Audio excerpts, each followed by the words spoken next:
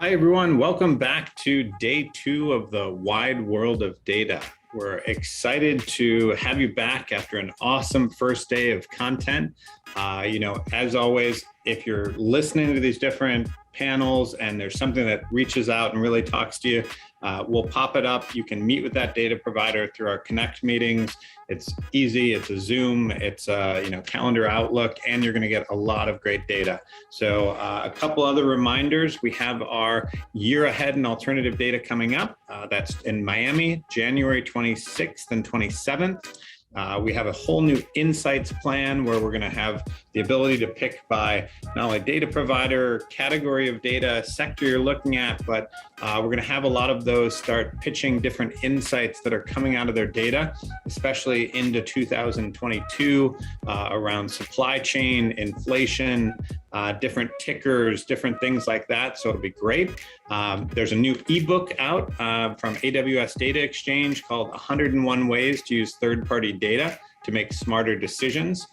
We probably have 14 or 15 different data providers from BattleFin Ensemble that we've onboarded onto ADX. So keep an eye out.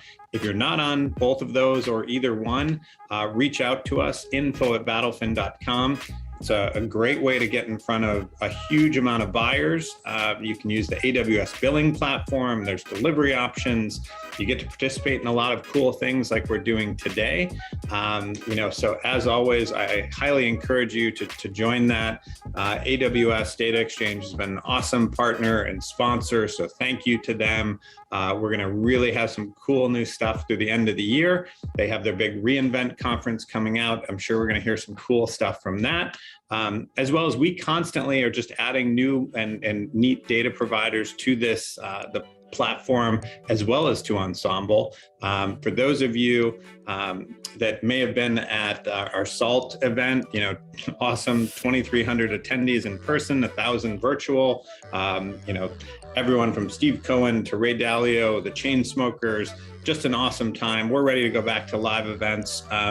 But one of the things we're doing is highlighting some of the providers that we're also moving on to ADX. For those of you who are familiar with Ensemble, here's kind of a login. We have something called Data Hunter, which if you don't want to go through the catalog and you just have a specific, use case or thing that you need to drill down onto, inflation. I want to look at Apple iPhone 13 Pro ads for this coming quarter. Whatever you want to do, we have a team of data hunters that can take you through that pretty easily. If not, you can go right in and go to the sandbox. In this case, maybe you want to go and search right for a specific data provider. In this case, I'm going to show you Quiver Quant and their Wall Street Bets live feed. Having seen so many of the different hedge funds kind of getting, rocked by the short squeezes and the meme stock, craze, this is one that you guys really should take a look at. James and David were both at the SALT conference, so thanks for attending. This profile is also going to be available through ADX soon, so I'd encourage you to keep a lookout for that. As always, you can even open up the sandbox, take a look at the data. You can book the Connect meetings. I mean, it really doesn't get any easier than this to be able to open it up, search for things, and then really take it back to the data hunter capability. So we've got an awesome lineup for you today. If you have any questions, please put them in the chat. Please use the Q&A functionality. We're really excited to be surfacing so many of these great insights. So, I would say sit back, get your notebook out, get ready to take notes, get ready to hit a button to connect with these data providers, because we've got some awesome insights in for you today. So let's get this started. For our first panel today, we'll be highlighting interesting travel trends in Europe and Asia. Everything from return to work travel to bookings and other KPIs will be covered by our expert speakers. Joining us today is Victor Bosselar, Head of Enterprise Sales at All the Rooms, Olivier Ponti, Vice President of Insights at Forward Keys, and our moderator, co-founder and CEO of BattleFin, Tim Harrington. Hi, everyone. Welcome back. We have All the Rooms and Forward Keys with us. We're going to be talking about the travel industry. Probably the one that has been affected, and you've seen the volatility of airlines recovering, airlines going back into what could be recessions as new waves of COVID kind of take off here. I think this is a very interesting 2022 trend that a lot of investors are going to be talking about. So as we go through, keep it interactive. Feel free to put things in the chat, ask questions. Both of these providers are, I believe, on ADX Data Exchange. At the end, we'll be able to pop up some ability for you to do connect meetings over our Ensemble platform. As we've been talking about with this wide world of data kind of virtual conference, we've talked about supply chain issues, we've talked about different regions and what's going on. And I think looking at Asia, looking at Europe, and seeing some opportunities or reasons to maybe pull back in investing in the space will really be apparent through this. So why don't we meet the panelists? I'll turn it over to Olivier. Tell us a little bit about Forward Keys and where you guys derive your data. I'm Olivier Pontier. I'm a VP for Insights at Forward Keys. We're a travel analytics company specialized in air travel. Great. And Victor, but tell us a little bit about what you guys do. Yes. So my name is Victor. I head up the enterprise sales team at All the Rooms. We're also a travel tech company or a travel analytics company focused on the short-term rental market. We pull data from the top short-term rental providers such as Airbnb, Vrbo, HomeAway, under the Vrbo umbrella, and we'll have some ancillary data from guys like Booking.com or TripAdvisor VR. This is scrape data, so what we're doing is pulling down booking information on each active listing across the platforms on a daily basis, and then aggregating them by either geosegmentations or by property types, or however, given the fact that we're pulling on a listing level basis, we have the flexibility to segment by any parameter available to us. And Olivier, let's go back to you. Where are you guys getting the data from, or how are you kind of deriving it? And then what are you putting it into? I guess, is it reports? Is it a GUI? How do people work with you typically? Yeah, we've got a system that enables us to monitor both the demand and the supply of the market. When looking at the demand side, we get information from all the major GDSs worldwide, so that we have a pretty good understanding of past, current, and future travel trends. And on the supply side, we get information regarding capacity, scheduled flights, et cetera, et cetera. So to these core data sets, we plug in other sources of information, ticketing information, information regarding events, and our own layers of intelligence that make it possible to zoom in on a specific profile of travelers, like business travelers or leisure travelers, groups, leisure travelers visiting friends and relatives, and so forth. So that makes it possible, as I already mentioned, to monitor near real time the air travel sector. There's many different ways of getting access to our data. It depends on how much data you want to use, basically. You can get access to all of our data via flight deliveries or APIs or direct access to our lake. But you can also decide to use our applications to get the information online, or get some specific reports delivered to you. It's really the customers that choose how they want to get access to this information and in what format they want to have this information available. What are the trends you guys are picking up? And I guess if you can, talk about the different regions, that'd be great. Yes, so what we're seeing is that recovery is underway. And that's an excellent piece of news, because the travel sector has been very badly affected by the COVID crisis. So recovery is underway, but it's very uneven across the globe. So looking at Asia, for example, we can see very little recovery happening there in terms of international travel. Looking ahead, so if we look at the month of October, we're still seeing international arrivals, expected international arrivals being done by 92% compared with pre-COVID times. Europe Africa and the Americas are doing significantly better. And then when you zoom in on specific subcontinents, you can see pretty high levels of recovery. That's the case in the Caribbean, for example, where in October, we expect international arrivals to be only 10% behind 2019 levels. So that's almost a recovery. Central America is also doing pretty good at minus 23%. So very strong signs of recovery there, which are very much linked to the strong performance of the US outbound market, which has strongly reactivated some months ago already. About Europe, here we have a mixed bag, really. We had a summer that was significantly better than last year, but the level of reactivation is not what the sector had expected. We barely reached 40% of 2019 levels, again, when looking at international travel. And if we project ourselves into the month of October, we are at minus 58% compared with 2019 levels. So there's still a long way to go. But these figures should not hide the fact that in some parts of those continents, again, we've got significantly higher levels of reactivation. The southern part of Europe is doing pretty good. I'm thinking of Spain in particular, or Greece, where we've seen a pretty strong rebound. And the other thing we should mention is that domestic travel is doing very good. Whether it's in Europe or in Asia, one of the key source markets there, China, has shown very strong signs of recovery. Earlier this year, we've got 5 months in a row of uninterrupted growth compared with 2019 levels.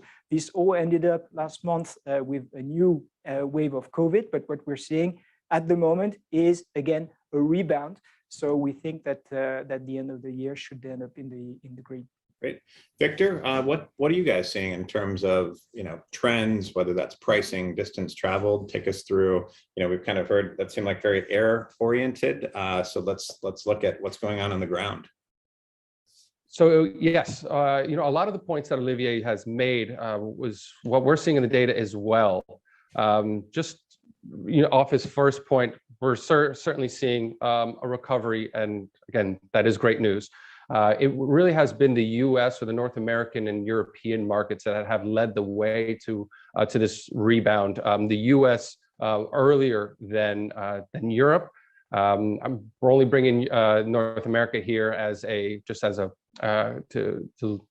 comparison to how Europe has been performing, and you see that by August 2020 that the North American market actually was up year over year on nights stayed at that point in time, where Europe was still below and haven't met that 2019 level, what we're kind of using as our baseline. But then you really see that kickoff in the beginning, about Q2 of 2021, and actually Europe outperforming North American region, at least from a year over year standpoint.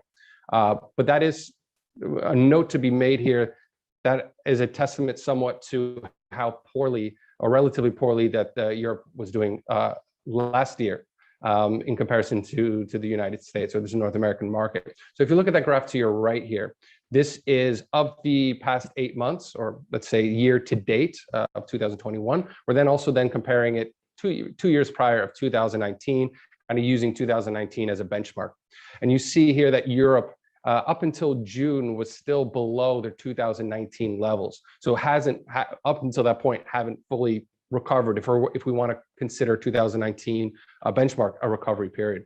But then after that, now we're above the 10% year over year. So now we're outpacing the 2019 performance. So I'd say kind of, at least what we're seeing on the short-term rental side of things, kind of back to quote unquote normal, if you want to call it that.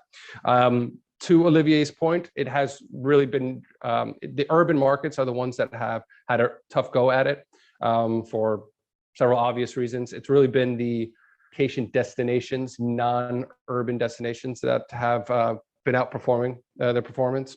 If we look here on the second slide, we'll see I've taken some select urban markets throughout Europe. So you'll see, and then here, this big spike that you see in Q1 and Q2 of 2021 is really more indicative, again, as I mentioned in the last slide, how poorly they were doing in 2020.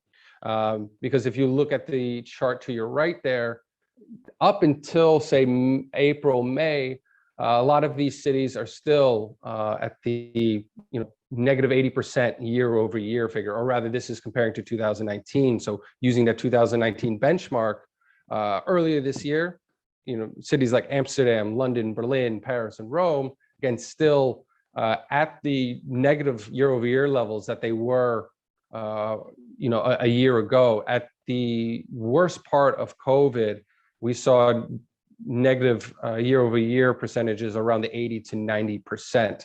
But if you look at what's transpired in July and August, again, we are comparing to 2019 benchmark. It's, the urban markets are looking much, much better. Rome is almost actually at the 2019 level. So Rome is basically quote unquote back to normal, if we want to call it that. Paris and Berlin swing around that area as well. Amsterdam, London, not quite there yet. They're negative 40% when compared to that same point in time in 2019. This is just to hammer the point home. It's really been the vacation destinations that have kind of been outperforming. And again, all of this is also to say, in reference also to the previous slide, it's a lot of it has to do with restrictions. Again, no surprise should be had there. Travel restrictions restrict travel. And that's really what we're seeing here. The United States, or the North American market, had less stringent regulations or restrictions than the European market, and for a shorter amount of time. The European markets have had the restrictions in place for much, much longer. And then in the North American market or US market, you're dealing with, say, the differences in municipalities or different in states that govern restrictions. So Florida and Texas, for example, had a much shorter window of restrictions than maybe some of their northern counterparts. And that wasn't the same case for the European market. Yeah, it seems like it would, it'd be interesting to overlay, some of the vaccine data here as well, because it looks like if you think about it, March, April, a lot of people, getting the vaccines, probably having more confidence to travel. Maybe the next forward predictor is kind of, okay, if they do get booster shots, are we going to see another, kind of ramp up in travel? Although this makes sense, people are probably traveling shorter distances around them, like you guys talked about, more domestic. I guess if we think about the airlines and like what they need to really be successful, it does start coming back to the business traveler, higher margins on some of those tickets. Obviously oil pricing is going to have an effect too, which we'll get to in some of our other panels. But, if we looked at the, business travel market, Olivier, what type of metrics can you guys really drill down into? Can you get us to a level of, seat capacity? Can you look at, business versus, kind of more consumer based? Like, what can you drill down to? And are there any things kind of popping up there yet, or is it still too early? Yeah, we're indeed able to zoom in on business travelers. And what we can see is that there's very little reactivation on this front. So linking this point to what Victor has just said, yes, we can see reactivation in some urban centers. But we should keep in mind that those visitors are not the same visitors that we used to see prior to the crisis. It's a lot of domestic visitors. It's a lot of regional visitors who have much lower consumption pattern. So long haul travelers are still very much missing, and that's a significant obstacle on the way to recovery for airlines. Now, as Victor mentioned, travel restrictions play a key role in this recovery that we're seeing at the moment. It's not all up to airlines. What our data suggests is that travel restrictions have more of an impact on people's booking behavior than the status of the pandemic, or even the speed at which the vaccination rollout is going in the source markets. Clearly, when people see an opportunity to plan a trip somewhere and they trust that that the rules are not going to change, that they will be able to reach their destination, they are confident enough to book. That's provided they are allowed to do this. So whether the pandemic is raging there or is just mild is in fact having less of an impact than whether they think that the government at the destination or in their own country is likely to stop them from making this trip when the time to depart comes. I think it's a very important point, because if we want long-haul travel to recover, and if we want airlines to get back to a high level of financial profitability, then we need to operate in an environment when the rules of the games are not constantly changing.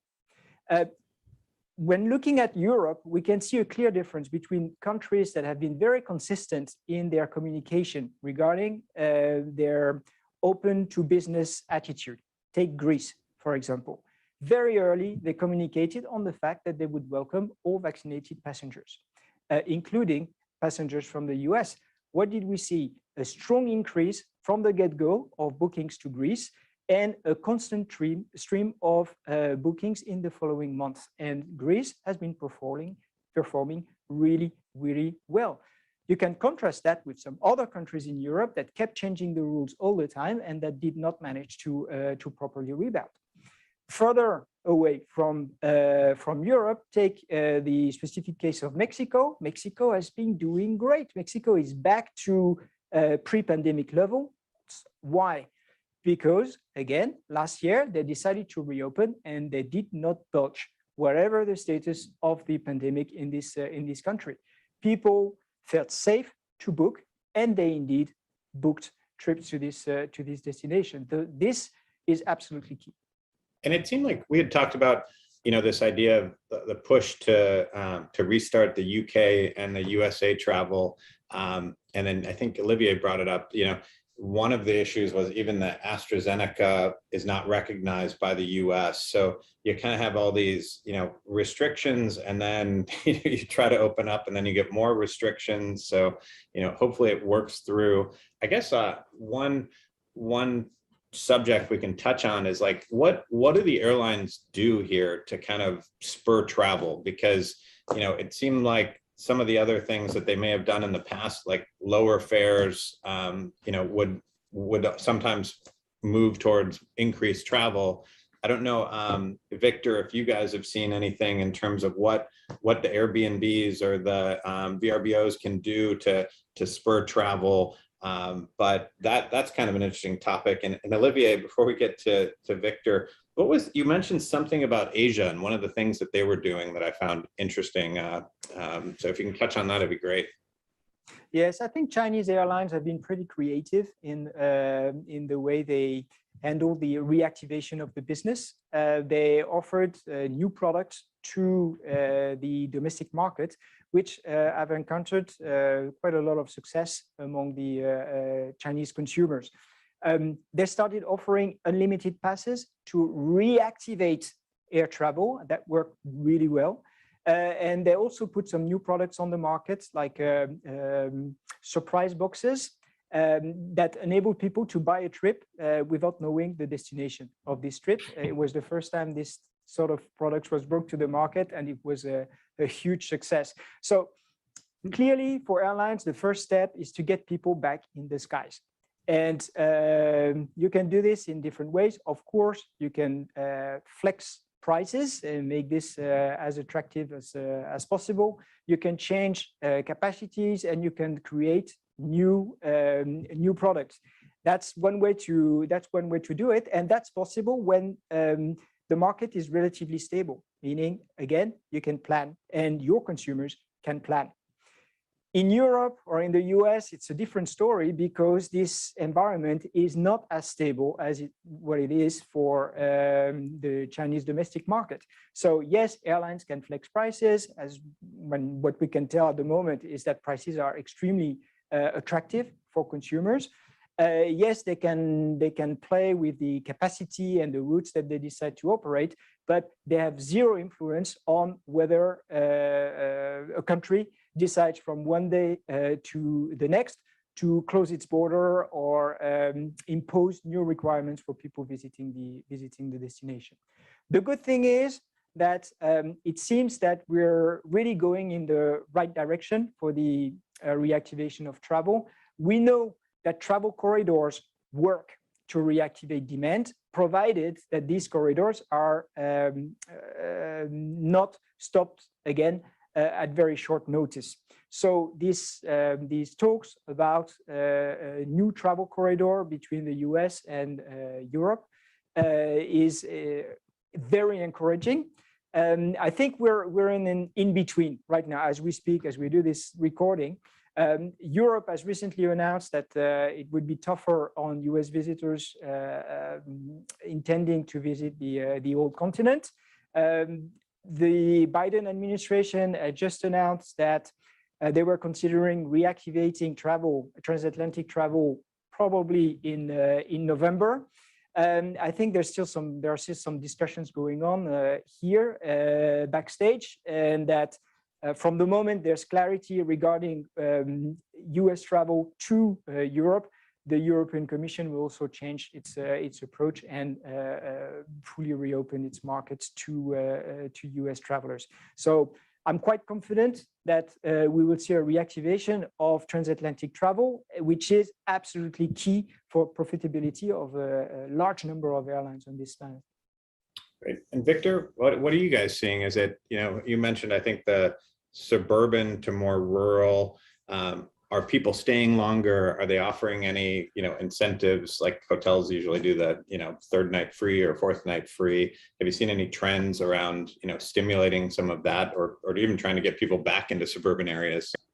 Yeah, so a couple things that are coming out of here. You mentioned length of stay. That has certainly increased somewhat, not artificially, but during COVID. We saw length of stay increase for COVID reasons. People in, say, the urban areas, especially like New York City, for example, that wanted to get out of the city, and those that didn't have maybe a second home in the Hamptons were renting something out on Airbnb for maybe a month, 2 months. You also have this new archetype of traveler, if you even want to call it traveler, and it's not massive, but it's not an insignificant amount or number of these skews younger, maybe more millennial, that are say, hey, with COVID and the fact that we're all connected digitally, and look, we're on a Zoom call here, that people don't have to necessarily be in the office. Meaning they also don't have to necessarily live in the city or in the urban markets. There are a lot of people that prefer to be outside of the urban markets, don't have to deal with the hustle and bustle. So what they were doing is renting out an Airbnb for a month, 2 months, either for a temporary standpoint, until they had to go back into the office, or they were kind of testing out new areas to see, okay, where do I want to live?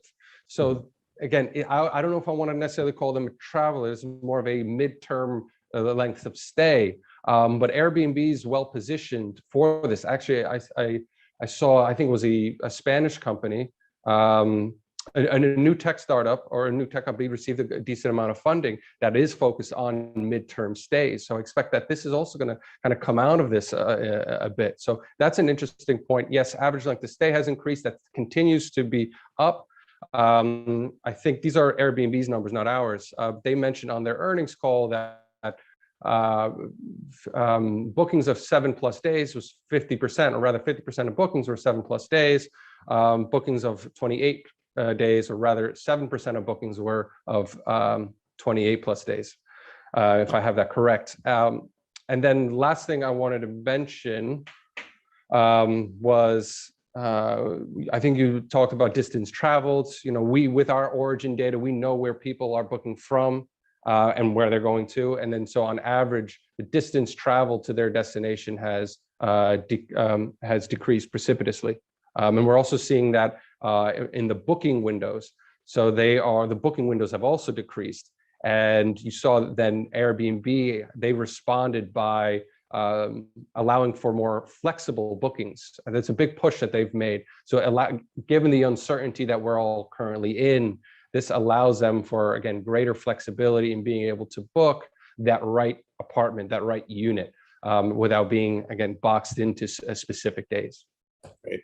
Well, unfortunately, we're out of time, but we're going to put the ability for the audience to meet with you guys. If you'd like to meet with Olivier from Forward Keys, Victor from All the Rooms, we'll pop that on the screen. We think that, this space, this travel sector is going to have, more volatility, but there's going to be a ton of opportunities to use data like these two data sets to really navigate the space and also get levels of detail that you probably haven't seen before. So highly encourage you to reach out to both. Gentlemen, thank you for joining, and we look forward to getting updates and hope to see you in Miami for the year ahead, and we'll get some more data from that as to who's coming in for it. So thank you, Tim. And now a special data drop from ensemble provider Causa Lens.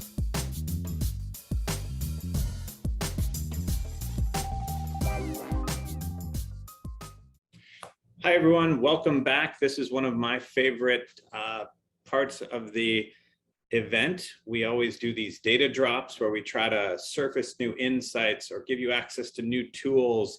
We have an old friend back with us, Darko from Causa Lens. Darko, for those in the audience that don't know about you guys, which hopefully it's no one, tell us a little bit about what you guys do. Absolutely. Thank you, Tim. So we are a London-based deep tech company. We are the pioneers of causal AI, and we have a really exciting platform that helps you surface causal relationships in data. So I'm sure you all heard of correlation doesn't imply causation. Well, that's really, really important in the case of data discovery at scale, and would love to tell you a bit more about it later. Great. And, I know one of the ways we worked with you in the past was we had a data set, we brought it to you guys. You guys helped surface some of the insights and even relate it back to some of the tickers that had signal within those. Is that currently how you work with the data provider side? And I guess, what do you do with kind of the buy side, and how do you help them?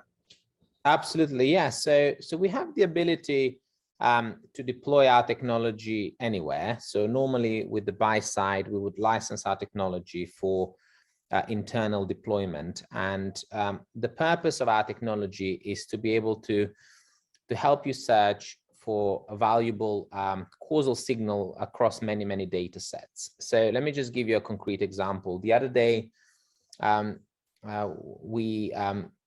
we're running an experiment where we were trying to understand how to predict this particular macroeconomic variable. And we ran two sets of experiments. One was correlation-based search or discovery, what most people would run. And what we found, which made us laugh a little bit, was that the number of goals in the Bundesliga was significantly correlated to this PMI indicator we were looking at. And of course, if you discover that, you, as a human, you'll be like, well, that doesn't make any sense. I'm not going to use it. But correlation-based machine learning or correlation-based techniques have no idea of the real world. So they look at the world through random numbers and they pick up these things, especially when you do this at scale. With causal AI can reason about the world through cause and effect relationships, and it can understand the world. And therefore, when you repeat this same experiment, you do not get the number of goals in the Bundesliga being significantly correlated, but you get only the true causal drivers. So in this case, we went from thousands of significantly correlated things, because we were doing a very large scale search, to only 4 causal drivers that were able to predict this particular variable really well. Great. And how about 2022? Are you guys seeing any trends? I guess you probably get a lot of questions. We've worked with you in the past very, data provider specific, generate, like, tell us which of these stocks may have the best signal with our data set. I think the one we worked on with you guys was Starbucks, which is a cool example. As we look to 2022, we're hearing about inflation, wage inflation, supply chain issues. Anything interesting or cool that you guys are working on, or that people should really be gravitating towards Causal Lens to help them solve? Yeah, so one of the cool things that we're doing, actually, particularly on the inflation and supply chains, we're bringing in extremely valuable data from some of our customers that are not necessarily financial companies, but they may be large corporates that have very interesting data about their huge supply chain. So we're putting this together in what we call the Causal Lake, a place where anyone can come and can automatically search for valuable data that may be outside the financial domain. Many of our clients now allow us to use their data on Causal Lake and make it searchable for external parties through homomorphic encryption. So inflation is extremely interesting, and I think will be definitely a defining theme, but also supply chain disruption. So if you're in the market for discovering some interesting data, which may be outside the kind of classical financial vendor domain, our clients may have something interesting for you on Causal Lake. Great. Well, for those in the audience, if you're a data provider or a data buyer in the hedge fund, PE, VC, or it sounds like you guys are making a big move into corporate, we've obviously put this up on the screen. You can meet with Darko and the team. Darko, it's been a while. Hopefully, we'll be able to see you back in Miami in January. Can't wait. And the year ahead in alternative data, we're always looking for great tools like this to help the community generate alpha and generate insights. So thanks for joining us, and hopefully we'll see you in Miami. Thank you so much, Tim. Look forward to Miami. If you'd like to schedule a Connect meeting with Causal Lens, please indicate your interest now.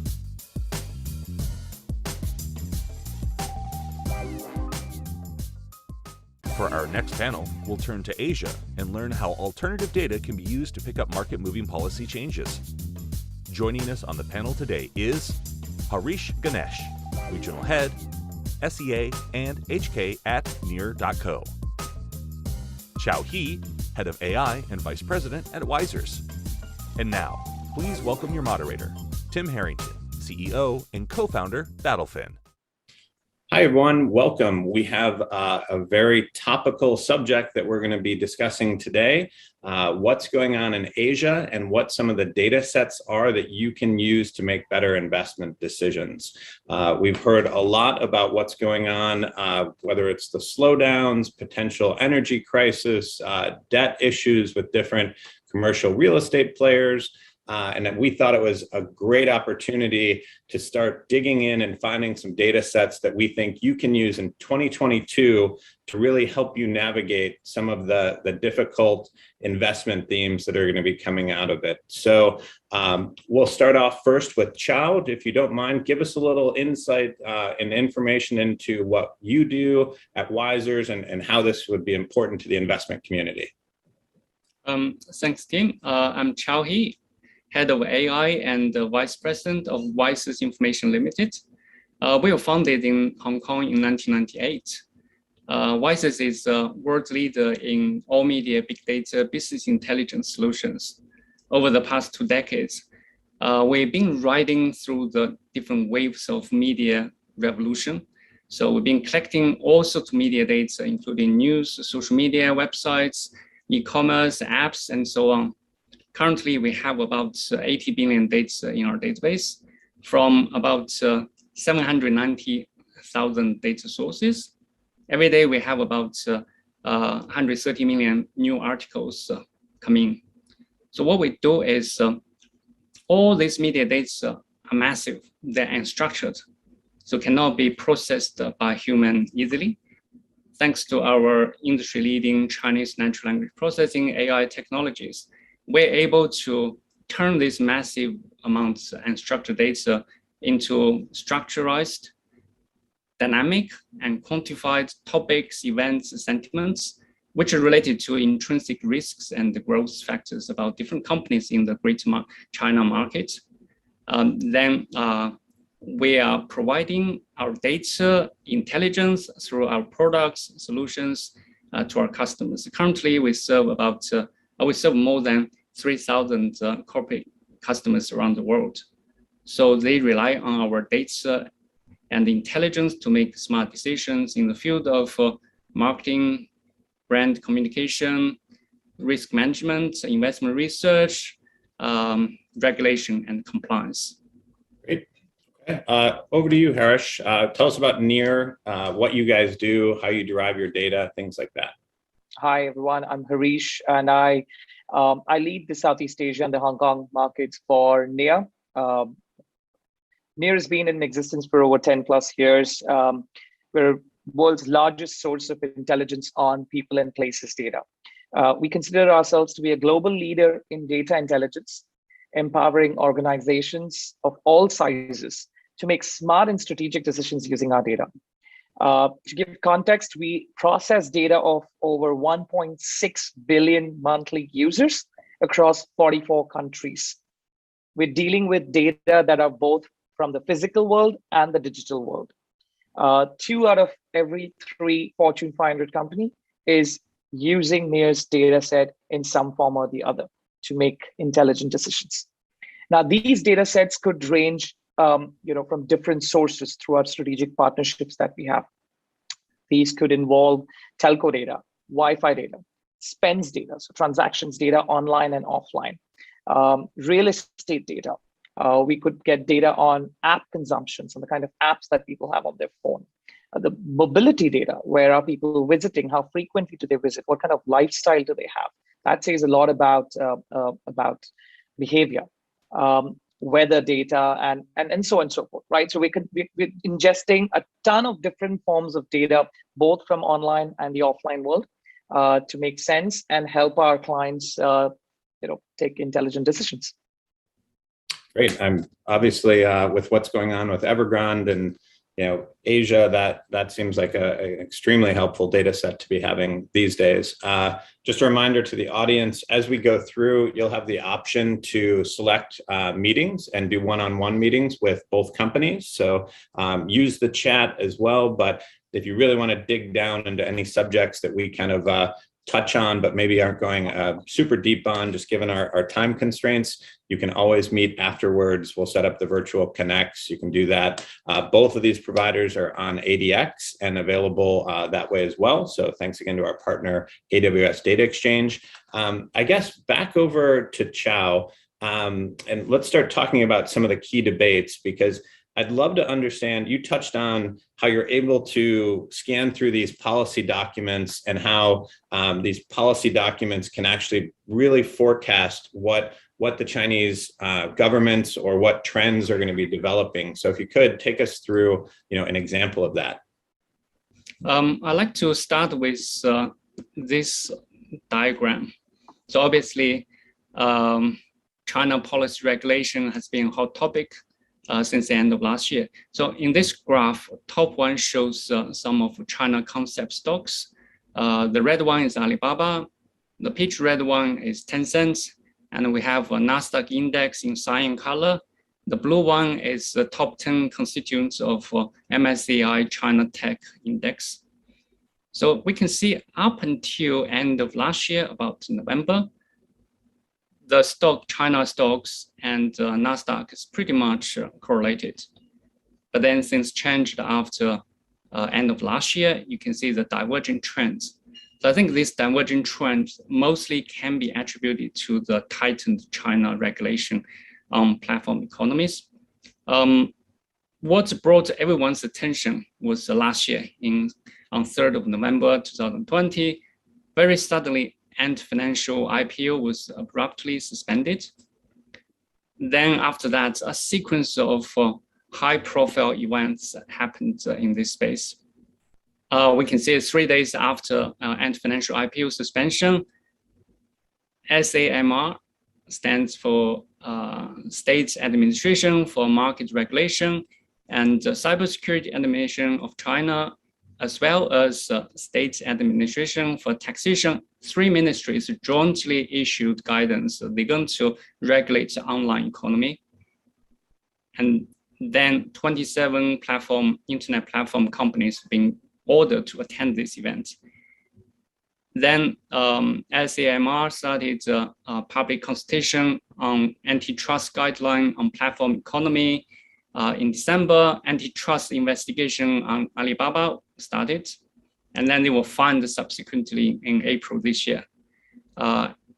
In February this year, SAMR officially published antitrust guideline on platform economy, and then later on in July, there's 2 high-profile cases happened. The Tencent Music has been fined over the antitrust violation, and a high-profile merger deal between Douyu and Huya was blocked. So I think you can see on the bottom shows our media coverage related to China platform economy antitrust. The middle one is the media coverage document counts, and bottom one shows sentiment scores related to China platform economy and antitrust. You can see up until end of last year, it's pretty much quiet, and then things started picking up. Then, in fact, in the last 2 months, there's so many discussions, coverage about antitrust. But if you dive deep into the data, you can see actually most of these are related to the aftershock, how the different internet companies in China, they're dealing with new regulations, what they're doing, what could be the consequences, many discussions. But in fact, if we look at, if you've been following China policy regulation closely, you can see the activity on Chinese platform economy, internet companies, antitrust regulation didn't start from end of last year. Compared to 2017 and 2018, it's quite regular, but then started from 2019. Both the intensity, the frequency, the documents, publications being released by regulators has increased dramatically. And if you look at what happened, there's a big spike around the beginning of May. So on 5th of May, 2019, SAMR, actually, they already announced that they're going to regulate the market competition in China. Particularly, they're going to encourage small, medium enterprise to build a better domestic trade environment. And then 2 months later, Premier Li also publicly said they're going to develop new forms of platform economy and to promote internet supervision. Then after that, there's a public consultation on antitrust compliance guidance. There's in January 2020, for the first time in 10 years, SAMR started public consultation in the antitrust law. And then we see common prosperity being firstly proposed in July.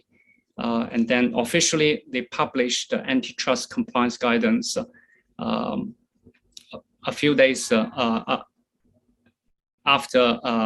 the Ant Financial IPO. The takeaway here is also, I can't even imagine the number of documents, pages that this must include. So is kind of what you guys are doing is, being able to use kind of like natural language processing to go through all these documents, kind of use artificial intelligence to be pulling out different tidbits that you think could be key to policies, and then presenting those to give people a little bit of a look into what the governments are looking to do and how policy changes may be happening. Because that walkthrough was great. And I would say to the audience, like, given how important it seems like China is going to be in 2022 to all the markets, whether it's stock markets, commodities, different things, it'd be great also to drill in and kind of say, okay, we've seen, you guys have been spot on with some of the regulations that have happened, and even some of the, I think we'll talk about some individual stocks later, but even some things that may be coming for next year and the years to come, that would be a great opportunity to meet with Wisers and have Chow take us through, take you guys through some of the things that may be coming. So this is great. And I do want to be conscious of time. So let me turn to Harish. What are you guys seeing in terms of trends? Have you picked up anything, various industries and kind of the Asia region? Yeah, Tim. So it's very interesting because if you look at the whole 2020 to 2021 journey, Asia really hasn't come out of a lockdown yet in totality, right? So you still have the West, where the US was never on a lockdown technically. Travel was allowed and people were moving around. Restrictions were far lesser in US, whereas Europe had its own share of lockdowns, opening up lockdowns, and opened up finally again. We had the Great Britain Open, and that was a big news that happened a couple of weeks or maybe a little over a month ago. Asia, if you look at it, has actually not fully opened up. So to look at trends and how people are moving about and which industries are opening, we haven't seen a lot yet. But what we have definitely seen when things opened up, even for a brief period, we did observe some interesting, trends. So we found that there are two sorts of consumers started to emerge. There's a COVID fatigue audience that has a pent-up demand, right? These are people who are waiting for the restrictions to be lifted, and they're out and about at all the high-risk places, be it restaurants, pubs, gyms, crowded grocery stores. They want to go out, they want to be out and about and spend as much time outside. They're really frustrated, they're fatigued with the lockdown. And then you have the shielding audience, as we call them. These are people who are more risk averse. They're still playing cautious. Even though things open up, they steer away from going to crowded places. They still probably opt in for online fitness lessons. Now, these are interesting insights for several industries. Now, you can look at retail, for instance. Right, we've seen firsthand in Singapore and elsewhere where boutique restaurants or boutique coffee shops and couldn't really survive because they're just far and few, and they were mostly in sort of central business districts or downtown where people are not really going now. Right, the gyms, for instance, the large commercial gyms that we had in CBD or downtown area are now shutting down, and smaller spaces are opening up in heartland. So these are interesting insights because people are still not going back to offices. So how can some of these businesses and industries adapt themselves, and what can investors or companies that operate in the asset management space and investment space use these insights to make right investment decisions? Right, so that's a very interesting thing to look at. We are seeing a lot of use of our data. As I said, the risk-based data is being leveraged by several industries, financial services, F&B, retail. These data is being used to understand movement patterns of people, where to open in a new store. We're working with one of the largest furniture stores in the world who are deciding on how to use our data to plan their next store opening. Now, that's a big investment decision to be made, right? Because you want to understand the catchment area. You want to understand, are you cannibalizing any of your existing stores? What's the impact on the network of competitor stores around you, right? So all these are very interesting insights that our data can talk about.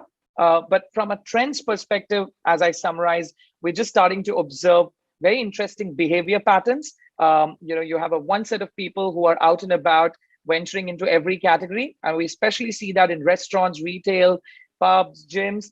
But then there are also people who are playing it very, very safe. So we need that understanding for businesses to take those important decisions. Yes, and I know you guys also look at the US data and European data. So once again, members of the audience, if you're looking for these trends, we've had so many waves. I don't know if we're on the fifth wave now or what it is, but it seems like, every time we think we're out of the woods, the Delta variant pops up or different things like that. But want to keep things moving. Back to Chow, we had talked about a sentiment index that you guys have, and I'd love to have you share a little bit about that and tell the audience. Yeah, I think this is related to the case study which is talk about policy data. In fact, at Wisers, we have a systematic approach to analyze media data for different stocks.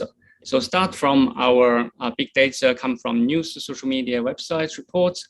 We apply our proprietary AI engines for every article, we will automatically analyze which stocks are being mentioned, what topics, what events are related to them, and what's the sentiment. So every day we aggregate millions of articles for each stock and then comes up with different metrics such as the average sentiment score, how many articles mentioned for particular topic events. So then we will, for every company, every day, we will generate about 5,000 different stock topic sentiment signals. So this shows some example. You can see actually they all look at, for different companies, you see different patterns because not all events topic happening for all companies at the same time.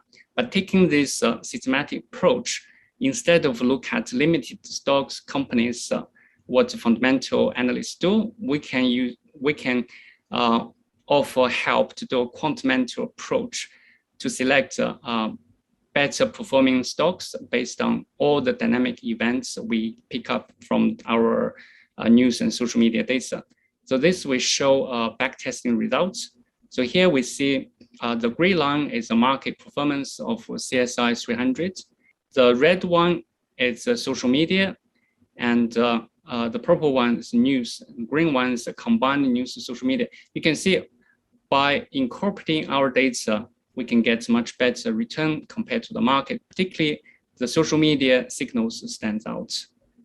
And then this also shows for different topics, which are really have predictive power. So by splitting the scores into different groups, we can pick up better performing companies compared to the poor performing companies. So here you can see the relationship is linear. So that shows the signals can really help our investors to screen through the whole market and identify investment opportunities. Great. And back over to Harish. I just want to keep it moving. The movements you talked about seeing in Asia, had you seen anything out of the Tokyo Olympics? Were there any other movement patterns that you guys picked up on that you think the audience should be aware of? Yeah, I'm glad you brought that up. Yes, we did in fact do sort of a study during the Tokyo Olympics. Tim, bear in mind, Tokyo Olympics happened when Tokyo or Japan was on a state of emergency during COVID, right? So technically, people were all locked up at home. Spectators weren't allowed in the stadiums. So players were all in a sort of a bubble, and only they were allowed inside, right? So and what we did was we looked at the impact of sponsors. How did the sponsors benefit during an Olympics that was happening during the time of the pandemic, right? So we looked at some of the top sponsors, the biggest of the biggest sports brands, be the Nike, ASICS, we looked at Lacoste, we looked at several other brands, and the impact of foot traffic into their physical stores, right? So just look at whether that investment that they made on Tokyo Olympics wasn't even bearing a fruit during the time of pandemic. Interestingly, what we observed were any market that was open, so Europe, US, these were markets that saw a significant spike in foot traffic. In fact, for one of these brands, we actually saw almost a 70% increase in foot traffic pre-Olympics to post-Olympics. And we looked at a like-for-like time frame. They were out of the lockdown and out of the woods the entire period. So there was nothing that skewed that data, versus markets like Singapore, which was on a heightened alert, Tokyo in an emergency, New South Wales, Melbourne, Victoria, all of them on lockdowns had a dip in their foot traffic, pre and post Olympics, right? So you could see that impact. So yes, movement data becomes extremely interesting to sort of do a pre-post analysis, make some of these strategic investment decisions, and also look at for predict what is likely to happen when things open up. I'm telling you now, when things open up in Australia, things open up in Singapore, and travel resumes, we're going to see a whole different story again. So yeah, so we did do a study. So if anyone's interested to find out more about that, happy to share that. Yeah. Yeah, I find the whole conference that we're doing here so interesting because this ties into supply chain. It also ties into travel. So it's kind of an exciting time for alternative data to be able to use all these different inputs to kind of try to make better investment decisions. So Chow, you looked at a couple of individual stocks. Could you take us through kind of the Wiser's approach to that and show us what you're seeing? Yeah, before doing that, I want to emphasize, I think our approach is more suited to look at whole market to select the best performing stocks on dynamic basis. I think that's probably the better use case, but let's look at the policy impact on individual stocks. So we used our policy data from both official channels and media coverage. So you can see there's two China concept stocks. The left one is Alibaba, the right one is Tencent. What's interesting, you can find, obviously, Alibaba has been impacted by China regulation tightening much more significantly than Tencent. So you can see the compared to the blue line, Alibaba buy and hold strategy, incorporating our policy data, we get a much higher return. And also, what's interesting we want to highlight is obviously stock markets are impacted by so many factors. We don't know what happened each up and down, but look at this big spike, what happened in May 2019. You can see the red line is a combination of official policy indicator plus media coverage, which generated even higher return than the purely policy-related coverage from media. So I think this shows the usefulness of our data, but I think the key message I want to highlight is policy, particularly platform economy policy, just one of the topics we can analyze. So with Wiser's offering, we can analyze any topics about any companies, any industries in a systematic way and dynamically updated to provide our customers with most up-to-date information. Great, and we're almost out of time, but Harish, for the audience, what are the key takeaways that you want them to walk away from this presentation with? We are data storytellers. So if you have a question and you want to find an answer using, different sources of data, as I said, we're dealing with, 1.6 billion users. That's an immense amount of data. We were analyzing trillions of data on a daily basis, right? So different data signals. So if you have a question, particularly focused around retail, real estate, F&B, any investments in these sectors, travel and tourism, these are very key sectors for us. We're seeing a lot of action happening here. Reach out to us, and we would be able to look at behavioral data online and offline, the real world data, and we'll be able to come back to you with insights that could help you take some intelligent decisions. Great. Chow, over to you. Close us out.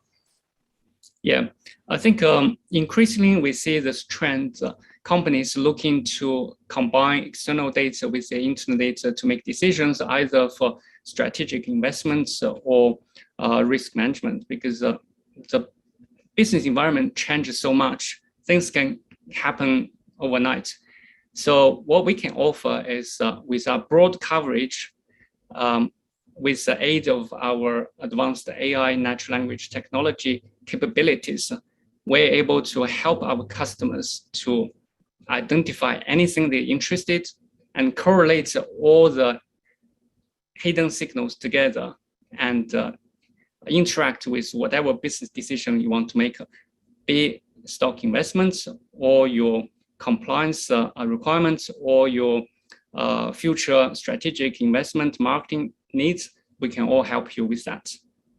Great. Well, thank you guys. We'll put it up on the screen now. If you'd like to meet with Wisers or Near, please select that. They're also available on AWS Data Exchange. Gentlemen, thank you. There's a ton coming up with questions on Asia. So hopefully you can join us at our Miami, the Year Ahead event. And we're actually gonna have a specific, 2022 trends around Asia there as well. So thanks again, and we'll move on to the next panel. Thank you, Tim. Thanks, Tim. And now, a special data drop from ensemble provider WeatherSource.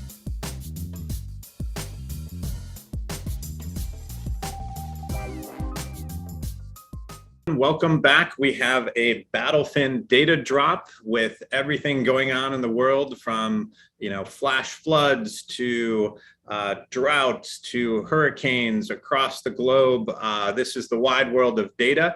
We've got one of our favorite data providers dropping some data on us. So Mark, tell us about WeatherSource and let us know what's going on in the world. Yeah, thanks for that, Tim. Happy to do that. I'm Mark Gibbous, the founder and CEO of WeatherSource, and we are dropping some data today. What we have lined up for you is hail information mapped to home locations. So let's get right into it. A little bit about WeatherSource there for you. And okay, so we're mashing this up.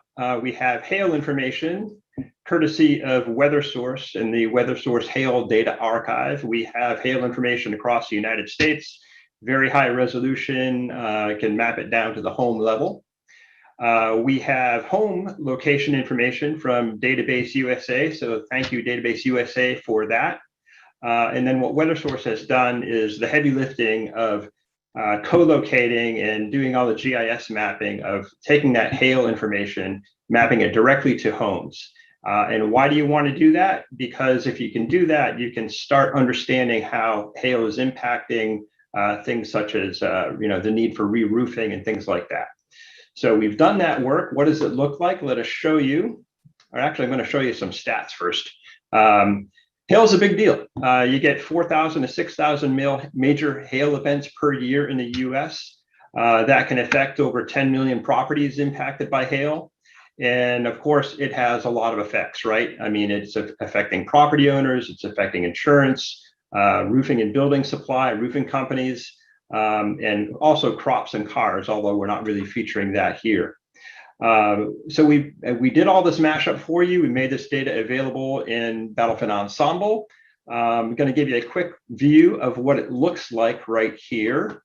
This is what the table looks like. The first number of columns are all of the hail information, timestamps, various IDs, what the hail configuration looks like in terms of probability and hail size. And then we have the home's location data, where the home is located, its latitude, longitude, home value, medium home value, the year built, and square footage. So all of that is available, all kind of brought together for easy use. It's available on BattleFin Ensemble. So we want you to go over there, check it out, and see what kind of signal you can get out of that. If you have any questions about the data or how to model with it, please reach out. We'd be happy to help you. So thank you much, Tim. Great. Well, thanks for doing that. And for the audience, if you'd like to request a meeting with WeatherSource, we'll put it up on the screen and you can request those. We'll also have a weather panel, which I thought was pretty interesting. And Mark had some great insights. I know a lot of people at BattleFin were trying to figure out what the winter is going to be like, and 2022. So any further insights that you want to share with the audience on some things for the future? As you know, it's been a pretty extreme year, and that's not going to be stopping. The winter forecast is looking pretty varied and wet and white, depending upon where you are. So we will be having a panel on that later, so please do tune in. Great, and thanks again, and we look forward to hopefully seeing you guys in Miami at the at the Year Ahead in Alternative Data. We'll get a little cold up here, and hopefully some sunshine down there. Well, we can't wait. We're really looking forward to it. After the year we've had, I think we need some Miami time for sure. All right. Thanks again, Mark. Okay. Thank you, Tim. All right. Bye.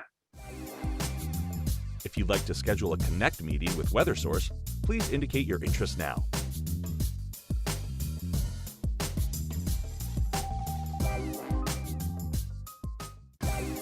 Let's travel to Latin America for this panel, where we'll be discussing relevant trends and insights in the LATAM market, from import-export trends to vaccine progress.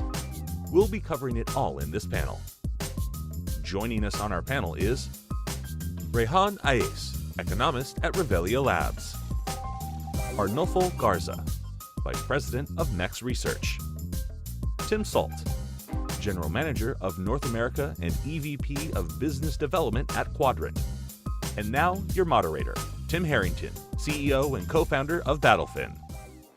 Hi, everyone. Thanks again for joining. We've had an interesting morning hearing about travel insights, what's going on with regulations. We've looked at China, supply chain issues. We've had a lot of different insights, which is always great. Now we're going to move our attention to Latin America. We have a great group for this panel. We're kind of going across the different segments. So we'll look at Quadrant's geolocation perspective, Revelio Labs from the employment trend perspective, and MEX Research, which can talk about supply chain, pricing, commodities. Just a great panel across the board. Let's get started with Tim from Quadrant. Help us understand what you guys do and how you collect data. Sure. Thanks, Tim. I always refer to Quadrant as a data technology company. We play in the raw location and point of interest space, primarily collecting that data, providing it to other organizations that integrate it into their platform for derivative products, services, et cetera. As far as where the data actually comes from, it's from over 500 million unique devices around the world. When a consumer opts in, downloads an app and installs it, and they check the box on when they want to share location data. So we're getting fully compliant opt-in first-party data from the user. What we see right now, around 107 million devices per month, specifically in the LATAM market, as I mentioned, over 500 million globally. Majority of those users are opting in to share data in the foreground. And what that means is when they're actively using the application. So that's a little bit of a shift from a few years ago when it was predominantly collected in the background, but it's a tremendous amount of data. We see over 15 billion unique events per day, and that allows for a tremendous amount of insights on mobility across the spectrum. So that gives you a snapshot of Quadrant. Great. Rehan, tell us a little bit about Revelio Labs and what you guys are up to.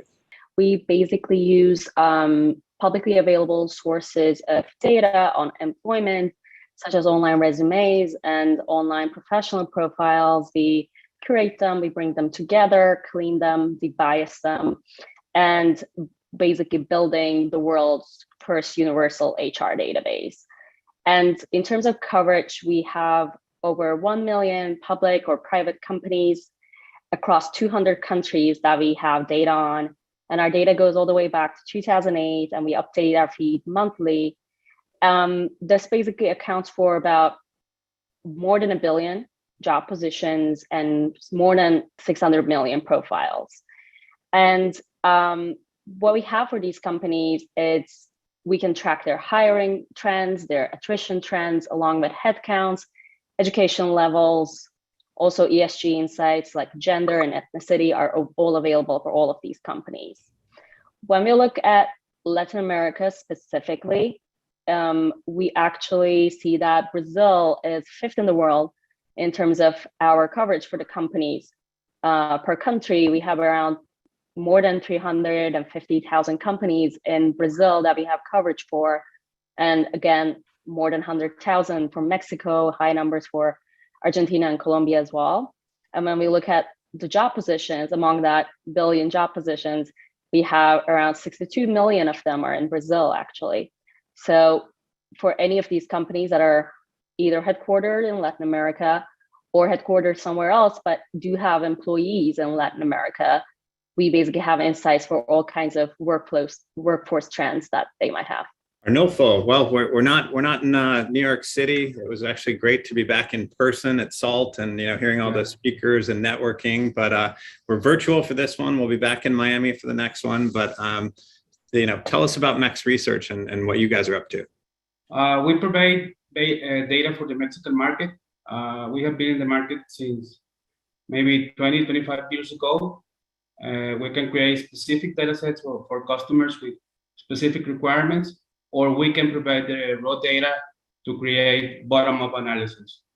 Our collection process is very complex. We use only official sources, like the Ministry of Economy, INEGI, which is the equivalent to the Census Bureau in the US, some data from industrial chambers, and official survey data. We join and blend this data and use the common fields or variables to create a holistic model. And from there, we can create specific data sets for our customers. Let's start drilling down into some of the topics and the key debates in the space. I guess Tim, I think you mentioned 20% of the 500 million phones or different things that you guys can pull data from are actually Latin American based. What is that? Is that mostly around transportation, or give us some of the sectors and what you kind of see clients using that for, especially now, COVID, post-COVID, wherever we are? Right. No, thanks, Tim. All the devices we capture data from are cell phones, so that we're very focused on the mobile device end of the spectrum. And as I mentioned, so we're pulling that raw GPS data. We clean it on the front end, so we're removing any noise and doing some of those algorithms to ensure the integrity of the data that we pass along to integrate into platforms. You bring up an interesting point as far as how it's being used today. I would say across Latin America, transportation is probably the most dominant sector that we've seen it utilized in. Everything from roadway infrastructure planning, smart city planning, bus lanes, bike lanes, all of these types of things are forward thinking and looking at where people move, how far they travel, how they get there. Mode comes into play in some of these equations. It's a very dynamic space. There's a lot of activity. I would say outside of that, as you touched on COVID, I've seen some very interesting research, pre and post COVID analysis, how far people traveled, economic impact of major corporations and their employees traveling or not traveling, as opposed to these small independent firms and how the impact on them. So those are probably the larger areas of activity that I've seen in the past year or so, Tim. Great. And just a reminder to the audience as well, at the end, you'll be able to select meetings and use Connects to meet with all of the providers after this. So if you have questions, put them in the chat, but at the same time, we're just going to kind of give you a surface level. If you really want to drill down into transportation or some of the other topics, we can do those in the Connect meetings as well. But now over to Rehan. What we're kind of wondering too is, like, in terms of Latin America, what sectors are doing well, what countries are doing well? It's, where do you guys kind of have the best, reach, and what do you see there? In terms of reach and coverage of our data, I guess the stronghold for us is multinational companies or banks, basically large companies or corporations. These people are the most likely to have an online presence with their resumes or their online profiles, which means they are the most likely for us to have detailed information on. One challenge in Latin America is obviously the informal sector, or the prevalence of people not having online profiles or not finding the value of having online profiles. So that's hard for us to have coverage for. We do have a cross-sectional scaling model. In terms of from the profiles that we see, we have a unique algorithm that basically scales them in a way that aligns our data with that of International Labor Organization. So with that algorithm, we can basically offset some of the impacts of the informal sector, but still, nonetheless, we get the best coverage for multinational companies. A lot of the positions that we see are mostly at big banks, for example. So that's definitely something that we are really strong in. And is it kind of the same thing? Like we know in the US, when we use some of your data, that it's a great leading indicator if a company is starting to do better. Obviously, if they're hiring more, looking at the types of jobs that they might be hiring, and probably the same on the downside. So if you see that falling pretty quickly, hey, maybe the alarm bell should be going off. Is it kind of the same thing that you see, across Latin America and Europe, or do you see any divergences or anything like that? Yes, when we look at them, we can see that some of them are lowering their hiring rates or having higher attrition, which is a good predictor, a good indicator of how the company is doing or will do in 2022. And yeah, we can, tracking the trends over time, we can see which companies are growing. And another thing that we can track, especially for multinational companies, is where they are hiring these employees. Like, are they putting more emphasis on operations in South America, or are they, transferring their operations to United States instead? So that is a leading indicator of where the companies are investing their workforce in. Gotcha. And Arnolfo, I guess when you guys look at some of the key debates or the question you guys are getting, what's kind of bubbling up to the surface? Given the political environment right now in Mexico, the investment climate is not that it's optimal.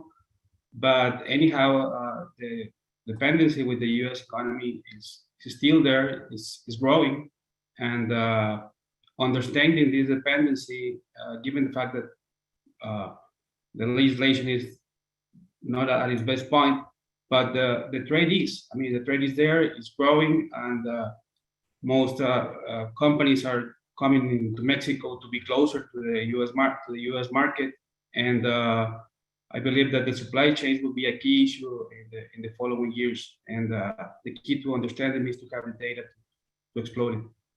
How about on the supply chain side of that? Import export. You've got, we talked a little bit about freight and what's going on. Give us a little bit of the backdrop of what you guys are seeing in that relation. Actually, we were just analyzing the freight cost from China from Asia to the Pacific ports in Mexico. And we've seen that even though the value of the goods is actually increasing, the freight cost is also increasing. It's close to triple that it was maybe in November 2020. Container, you could get it maybe at $2,000, and right now it's close to $8,000. So, and that those companies importing from Asia, they also have a relationship with U.S. companies, so that their logistics cost is increasing. So keeping track of that would be also very good, and so you could predict the outcome in the U.S. Yeah, it really is interesting how all this stuff kind of flows together. I think on one of our supply chain panels, we were talking about, how the cargo ships that were carrying oil, a couple of years ago, there was such scarcity, prices went way up. Now there's an abundance of these. So, cargo for oil has been way down. But when you looked at like the container ships and what you're talking about, the pricing has just exploded. And, it's hard not to think that there's a lot of inflation going on when you hear, you just said tripling of, these freight costs, because, especially on the ocean, I thought it was something like 80 to 90% of the transport is done that way. We hear inflation numbers of like 3%, and yet, you just heard triple. We had some different calls with semis and some of the semi suppliers and fabs, and they're already sold out for 2022 with 20 to 30% price increases. So it doesn't seem like the supply chain issue is going to be getting worked out anytime soon. It's probably a 2022 type of situation. I guess, Rayan, in terms of inflation, have you guys done any work, whether it's the US, Europe, Latin America, on wage inflation? And, if so, are there any sectors that tend to be feeling that more than others? I've done some research into wage inflation with Revelio data recently. And I guess some of the most stark results that we found was that we realized that the wage inflation is not the same across all the industries. Some of them seem to be not having this problem that much, but the ones that are higher in demand than, I guess, normal times, such as registered nurses or healthcare professionals. And our most recent newsletter was on the wage inflation for childcare and caretaking services. So basically the industries that were put in the forefront in the aftermath of the pandemic, we see that those are the ones that are experiencing the highest increases in salaries. And so the same demand for childcare or nurses is pretty global, since the pandemic is pretty global. So we would expect that the similar pattern could exist in Latin America and Europe and other places as well. Yeah, I mean, and maybe it's lagging or something, but it's just interesting because I think as you talk to people, whether they're in New York, whether like across the country, you know, there were so many job postings, like, you know, and just restaurants and return to work type things. And, you know, obviously the unemployment stuff played into it and the policies there.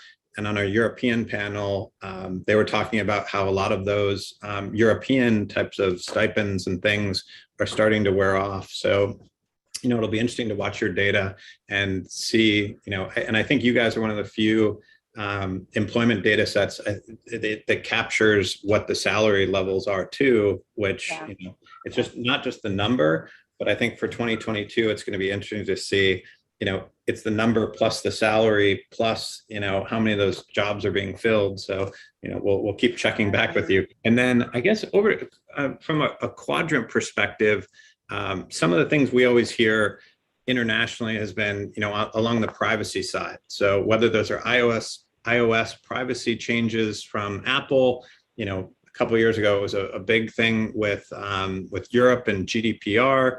You know, can you give us an update on what's going on in the privacy world and, you know, how investors should be thinking about that? Sure. Well, as a company that actually embraces all of these changes and enhancements to privacy, and we probably operate at the pinnacle as it relates to that.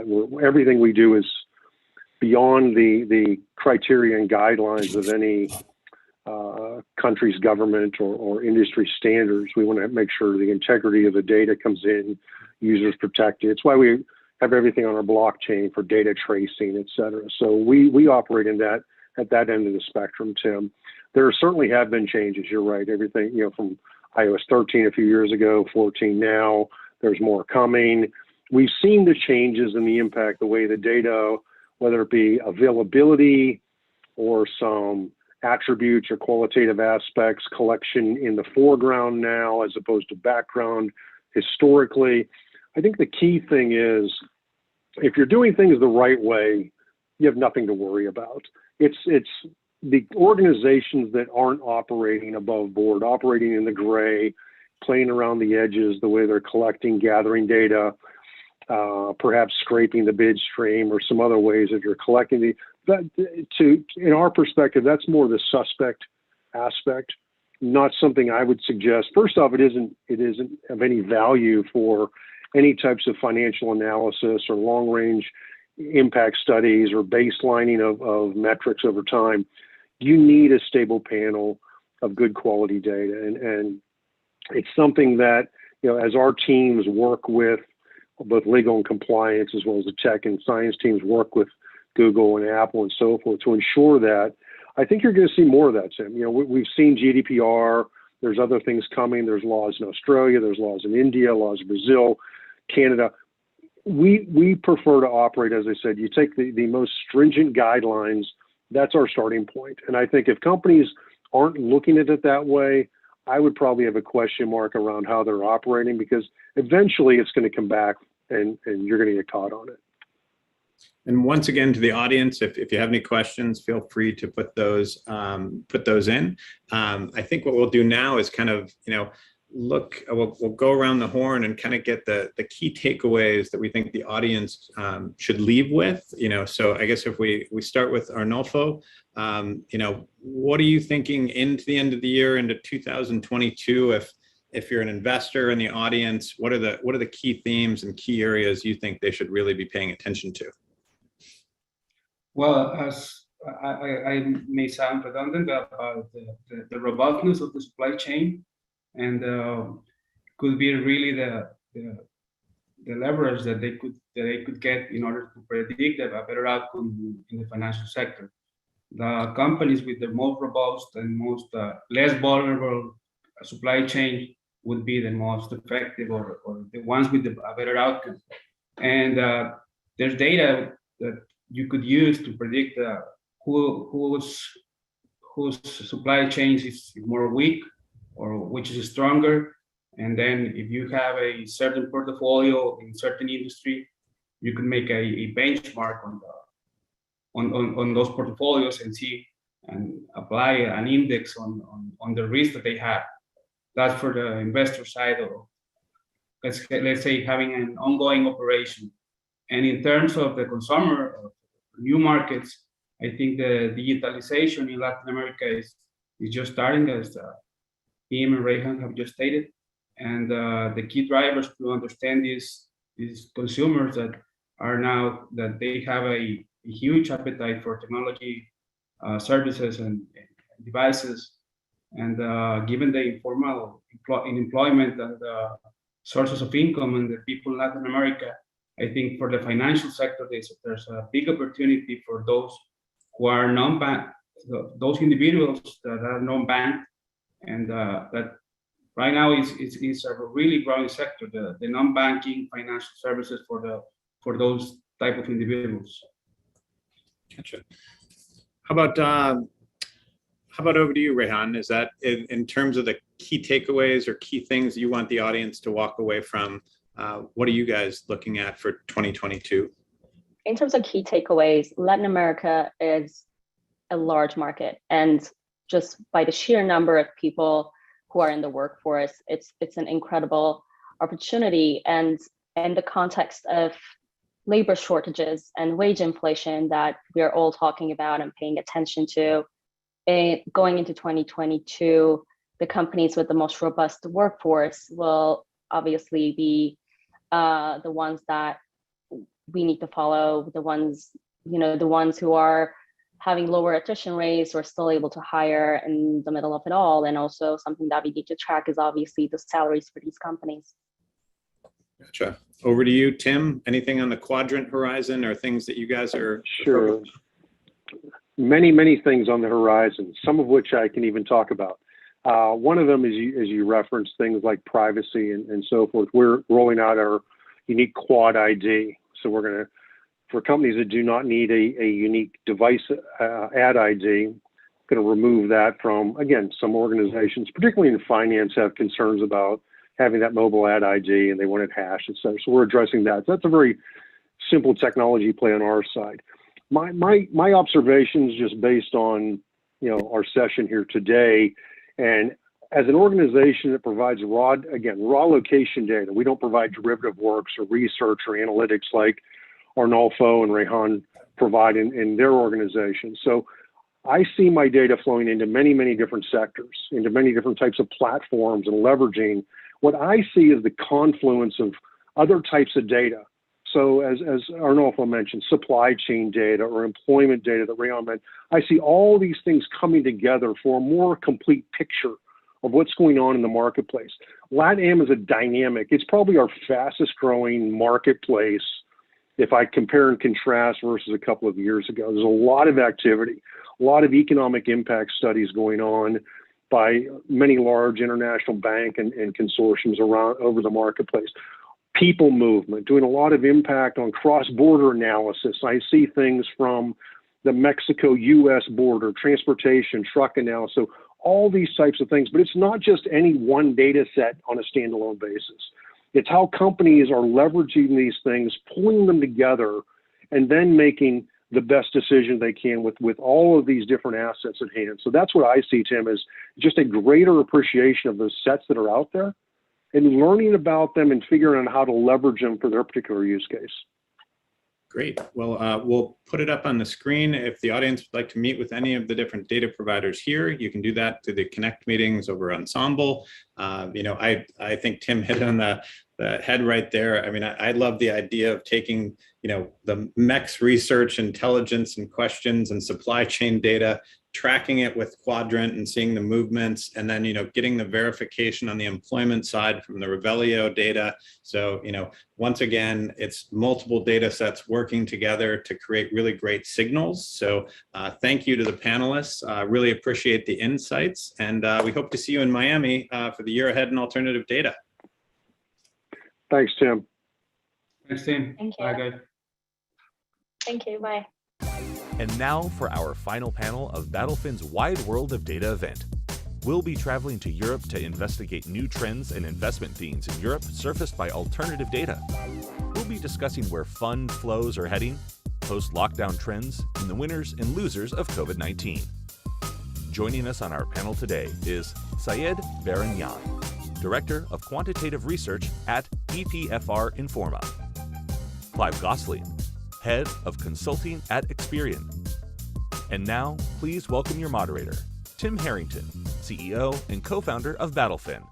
Well, we're on to our last panel. One of the exciting things that I think I've taken away from these last couple days has been just how interconnected everything is, and especially these panels pointed it out, whether it was supply chain issues that have rocked all continents, whether it's been new trends that people are able to pick up within those continents. But it sure means that the end of the year is going to be an exciting time, and even into 2022, you're going to want to have as much data and insights as possible. So I'm excited for this last panel because I think it'll take us across a couple different aspects with EPFR. One of the things that we always look for is different positioning.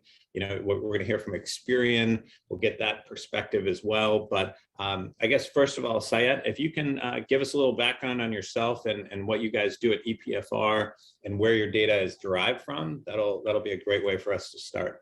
Thanks, Tim. Really excited to be here as well. I'm the Director of Quantitative Research here at EPFR. My team's main goal is to create quantitative research, publish white papers, journal papers, blog posts, using mainly EPFR data, and also give consultation to our customers to build their own models using our data sets. EPFR mainly has two separate data sets. The first one is fund flows. Fund flows database covers more than $52 trillion of total AUM for more than 137,000 share classes in mutual funds and ETFs. And we also recently added hedge funds to our database. We provide fund flows at the daily, weekly, monthly frequency, and our fund flows datasets goes back to 1996.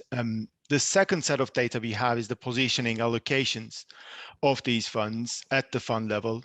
We have country, sector, industry level allocations, as well as security level holdings of these funds.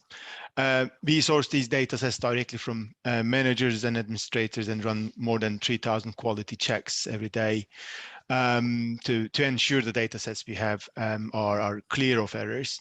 And by combining flows and allocations, we also create some derived data sets, such as country flows, sector flows, and stock flows, which helps our customers to track flows to these on a daily frequency. Great. And Clive, tell us about Experian. I think most people have one mindset of what you guys do, but where's the data derived from, and yeah, sure, what instruments are you guys working on? Well, I'll explain sort of the part of Experian I'm from. I work for Experian in the UK, and I lead our consulting side on the marketing or consumer targeting business. A lot of people know Experian predominantly as the risk company or the credit company, but I work on the marketing side. So we're much more focused on customer insight and understanding the customers. And we hold a number of customer subsets. For example, in the UK, we hold something called Consumer View, which is sourced from numerous suppliers of data. So we model customer behavior, customer attitudes at a person level, a household level, and segment level. We have a number of segments.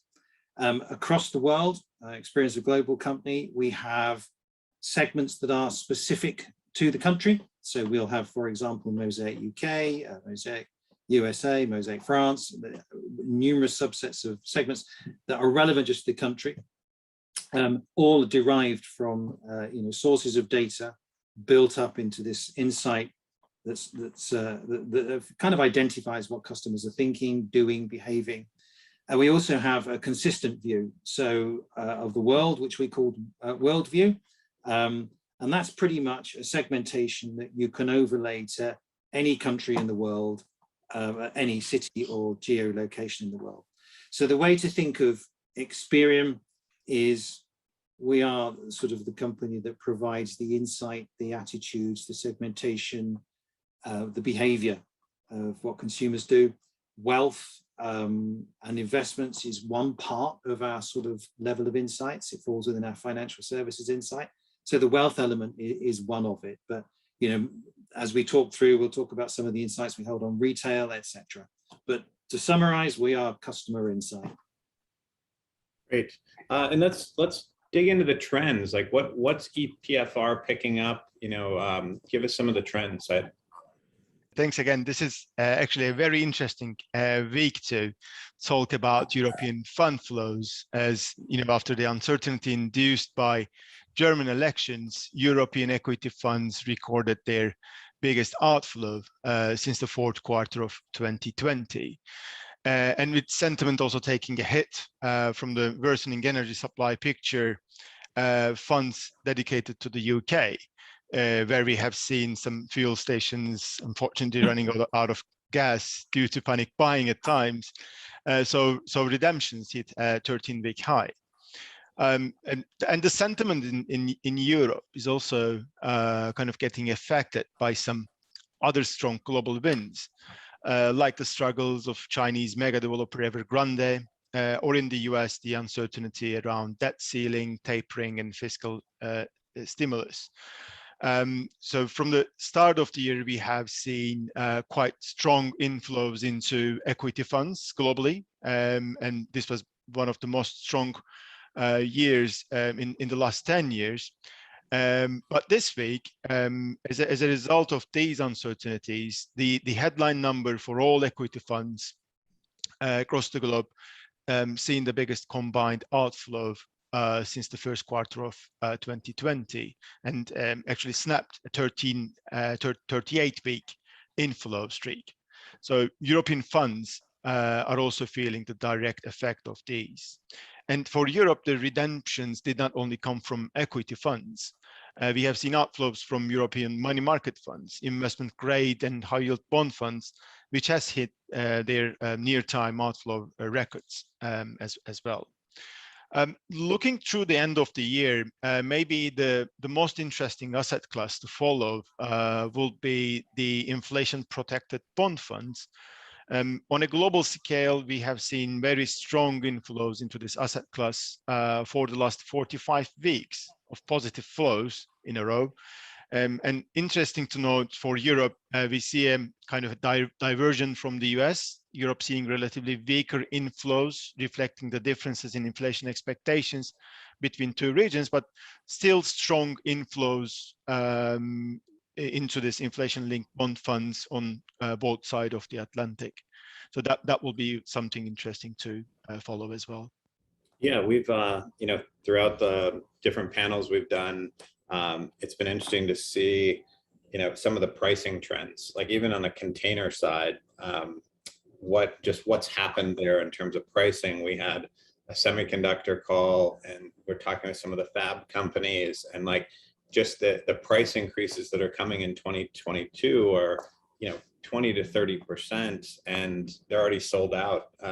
So there's so much price, so many price increases going on that it's amazing that inflation wouldn't be happening. And I think a lot of people thought it might be transitory. We're at SALT and for our live event, which was great to see everyone in person. And I think one of the interesting things was Steve Cohen was one of the speakers and talked about inflation seems to be there, but then it's not being reflected in the bond market.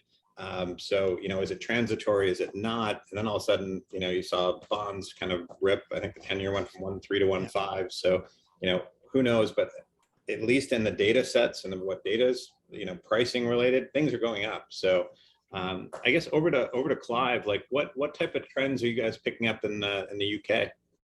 I guess remember that we're looking at customers and consumers, and they're impacted by, they've had a number of impacts, not least COVID. And I'm not going to be political, but of course you can throw Brexit into the mix, and then you can throw all the inputs of that. But if we look at actually the sort of trends that we're seeing in people's lifestyle and their finances, those individuals that have retained employment through COVID, and the wealthier segments are significantly better off than they were pre-COVID, to the tune of £4,000 to £6,000 additional cash in hand a year for each member in one of the higher value segments. This is leading to sort of £300, £400, £500 disposable cash in their pocket at the end of every month, and that's for those that have retained employment. And I think from what we see, the better off segments have indeed stayed quite steady in their employment. What has changed is where we've seen the segments just struggling is the service industry, the leisure industry. So the other thing is these individuals, the wealthier, slightly older segments, are actually spending big money. The high value items, the luxury items are significantly are growing. They're also investing. There's a significant amount more money sitting in bank accounts than there used to be. So there's a mixture of both investing for the future, but also releasing that spend in the older generations. The younger generations is a different story. We have a number of segments that are clearly on the path, or we see as on the path to being high net worth or high investment value.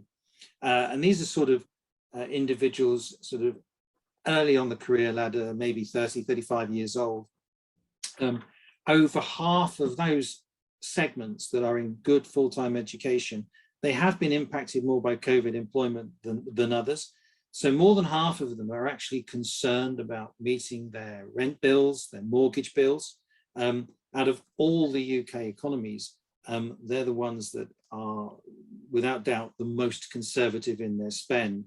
And their whole attitude now, the trend for these guys is almost preparing for the next stage.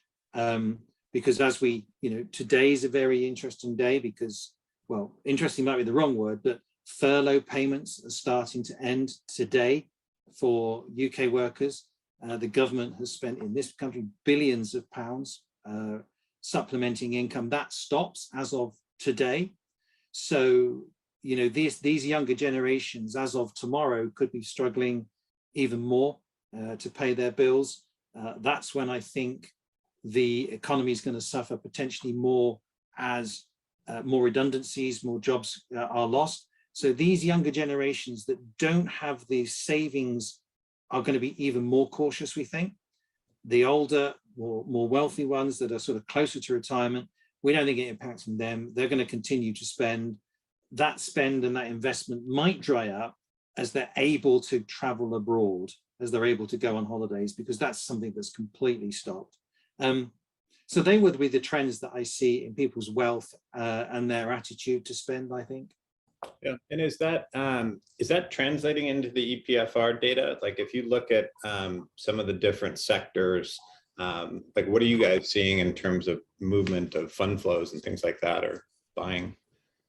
Yeah, in terms of total fund flows, the first really interesting thing that we have seen last year in 2020 in the data was the huge increase in the money market funds, and that's perfectly resized with what Clive just said. The saving rates have increased, and the money sitting in the money market funds have increased. Then starting by this year, we have seen this increase into equity fund flows, people started to use these additional paychecks or additional savings to invest in equities. Even we have seen direct retail accounts trading more actively, having more active positions. That we have seen some interesting price movements in the start of this year due to that. But in all of these, the biggest thing, the most interesting thing was the increase in this money market fund flows. Another thing that didn't change throughout these 2 years, and I think that's very long-term and then solid trend, is the increase in ESG investment. Maybe we can talk a little bit more about that. We hear a lot about it in the US, but Europe tends to even lead the charge in the ESG space a lot. It tends to be, seems like a lot of the larger asset managers that were kind of moving into that first. But, what are you guys seeing in terms of, even the size of the market growing, returns, like allocations, like is there any trends they're developing? Exactly, huge, massive effects that we're seeing in the data at the moment. Clearly, investors continue to see a greener, kinder future, and then the equity funds to these what we call social responsible and environmental social governance mandates. They have kind of posted, for example, just this week, their 59th week of consecutive inflows into equity funds, and around 80th week of straight inflows into SRI ESG mandated bond funds. So this is significant. And when I say positive inflows, the scales are also quite huge. So when we look at equities, for example, we have seen inflows around $750 billion into total equity globally, and almost a third of this, around 220 billion, has came through SRI ESG mandated funds. A similar picture can be seen for bond funds globally, where out of around 700 billion of inflows this year, around 80 billion have come through these SRI ESG mandated bond funds. And some sectors have received much additional fundings from these, for example, energy funds with non-SRI ESG mandates have received around 13 billion of US dollars of inflows this year, but an additional 13 billion came through these SRI ESG mandated funds, doubling the total flows to this sector. So that's another interesting one. And another interesting point is how these SRI ESG funds are changing the shape of the asset management industry and their positive effect on the asset management industry, especially active funds.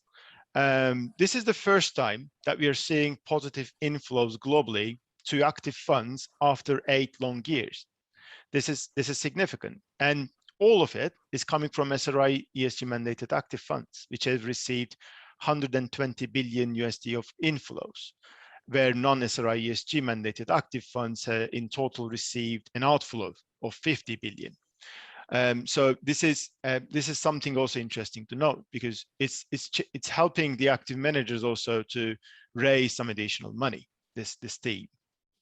Yeah, and it seems like and there's such dichotomies between kind of the US versus Europe versus Asia, which seems to be kind of the responding, but has been much slower. We even had a different panel that was talking about just some of the issues, because it seems like a positive thing, but then when you dig into ESG, you also can get into greenwashing, and you can have some of these effects that how can you actually, it's not only the company, it's the reporting, it's the legal bodies that are determining it. So one of the cool things is there is a lot of alternative data that's trying to help in that respect. I guess over to Clive, in terms of like the UK housing market, are there any trends you guys are picking up there? Talk to us about what's going on. From our perspective, again, focusing on what customers actually do, there's been those that can afford it, and those that have a little bit of liquid assets and pounds in their pocket or euros in their pocket. The there's a complete shift change in their lifestyle, how they want to live going forward. The housing market is extremely buoyant at the moment. Prices are probably the highest that they've ever been. There's no slowdown. There were government subsidies, the removal of certain taxes to buy property. They ended, but the market is still ploughing on. And it's very much boiled down to what a quality of life. So rural houses in the suburbs, etc., are selling immediately. They go on because people are looking to work from home a significant amount more. We see a shift probably from working full-time in an office to probably 2 days a week, 3 days a week on average. So they're going to be spending more time at home now than they ever have. We've picked up that since the beginning of COVID, there's a 100% increase in the wealthier groups planning to retire early, pre the standard retirement date. Before COVID, there was 1 in 25 individuals that were surveyed wanted to retire early. That's now more, or should I say 1 in 10. So, you know, there's a significant shift in what we call the runway to retirement. People's needs and attitudes are beginning to approach retirement in a different way.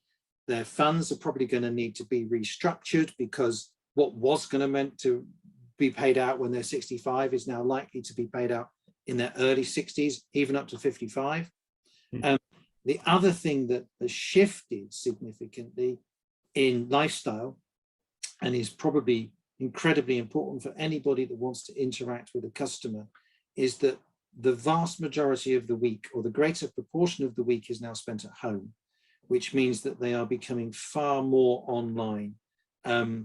You know, it used to be said that, you know, someone that's in their 60s could have shopped on Amazon when they were 33. That's, you know, and we used to think, oh, you know, the 60, the 65s, they're not online at all. What's happened is COVID and being forced to stay at home has turned them all into online gurus.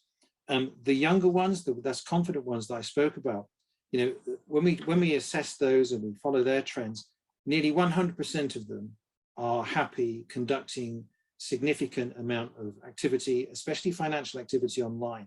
That used to be a lot less for those 50 plus, 55 plus. That's completely changed. So people are going to expect now, with sort of a much more rapid change that you would have expected, that the online has to be the channel of choice.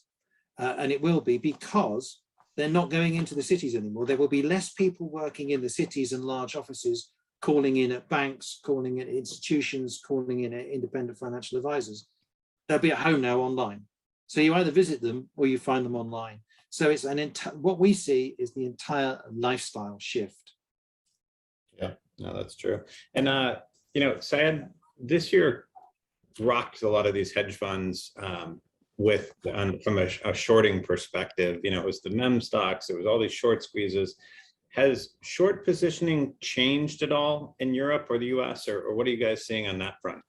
Yes, so well, the positive performance of equity market has led most investors to decrease their short positions, and we can see that in the data. EPFR has a partner short database, Coretta Data, which follows the actual short positions within Europe and Japan.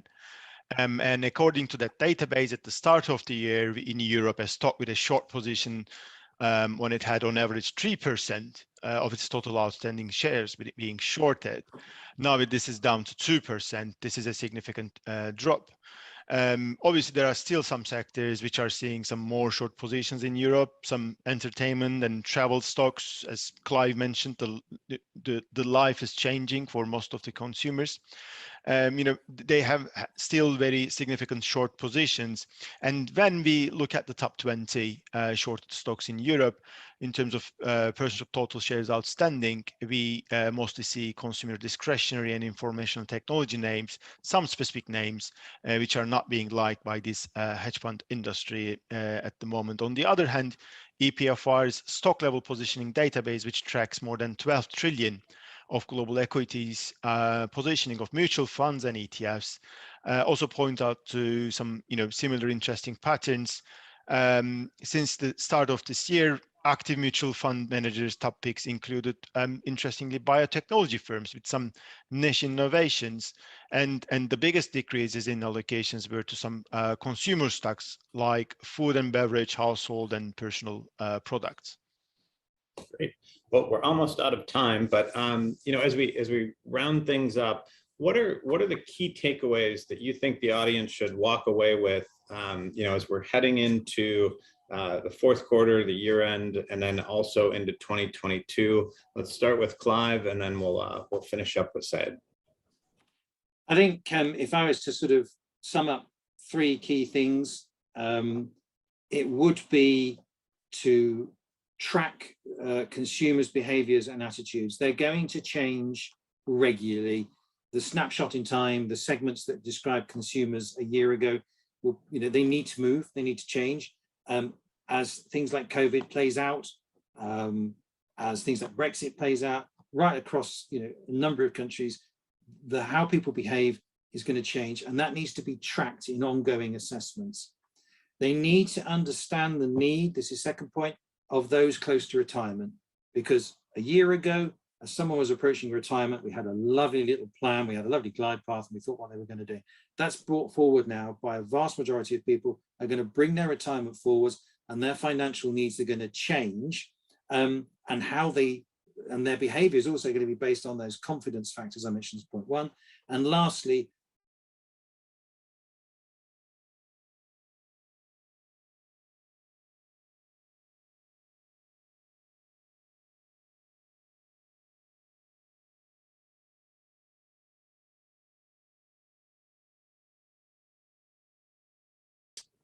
Thank you. As Clive mentioned, these are uncertain times, and it is really hard to pinpoint any certain facts. There's a constant change. Being aware of the positioning and any excessive bets that does not fit with this uncertain reality is important. That's the first takeaway, I believe. Understanding the positioning, understanding the flows, that's much more important than before now. There are certain clear trends, long-term trends on things like ESG, and those are things that we should continue to monitor. But on top of that, probably the most important thing in the coming near future will be to observe how all these behavior changes affects the inflation narrative. Exactly. Great. Well, thank you guys for joining us. The audience, if you're interested in setting up a meeting with EPFR or Experian, you can do that online. We'll have the Connect meetings available. Gentlemen, thank you very much for your time. And I appreciate your insights. Thank you. Thank you.